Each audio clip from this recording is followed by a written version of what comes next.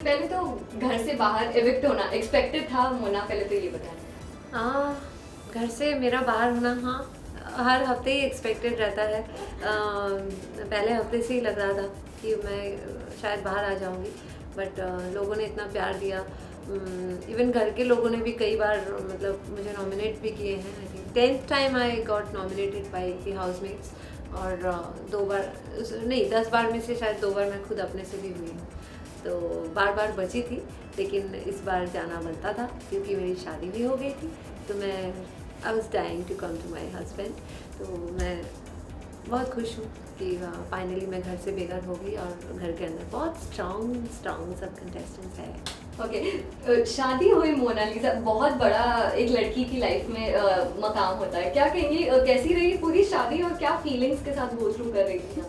मैं तो कभी सोच भी नहीं सकती हूँ कि इतना बड़ा सरप्राइज़ मेरे लाइफ में होगा। मतलब हम लोग 8 साल से साथ में हैं, काफ़ी टाइम से सोच रहे हैं कि शादी करना है, क्योंकि घर वाले भी बहुत फोर्स कर रहे थे कि कर लो कर लो कर लो, बट समहाउ नहीं हो पा रहा था।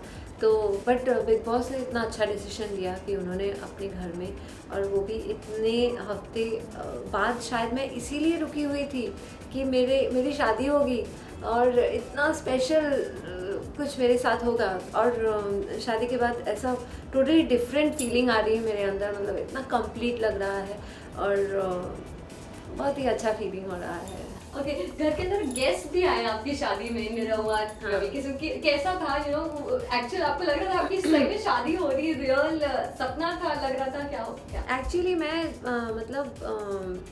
मैं तो ऐसे ही घर में थी सभी कंटेस्टेंट्स के साथ। अचानक मुझे मतलब बताया गया कि आप एक्टिविटी एरिया में आ जाइए, और मैं वहाँ जाके देख रही हूँ विक्रांत मुझे प्रपोज करने आया है विद दिस रिंग।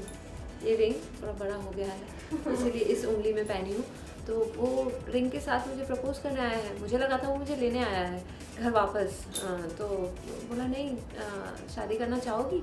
मैं तो खुशी से पागल हो गई। मैं हाँ क्यों नहीं। उसके ऊपर मतलब फैमिली वाले भी मतलब आएंगे, और जैसे मैं घर के अंदर जाने के लिए इतने दिन से तरस रही थी, और मुझे जाना था बिग बॉस। मेरे घर वाले आए, विक्रांत आया, उसके घर से भी लोग आए।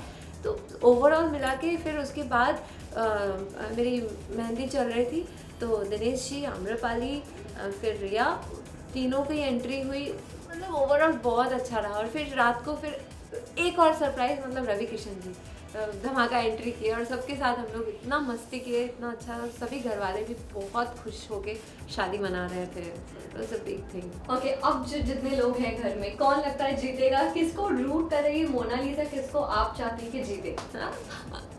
एक्चुअली अभी घर में जितने भी लोग हैं बहुत ज़्यादा स्ट्रांग हैं।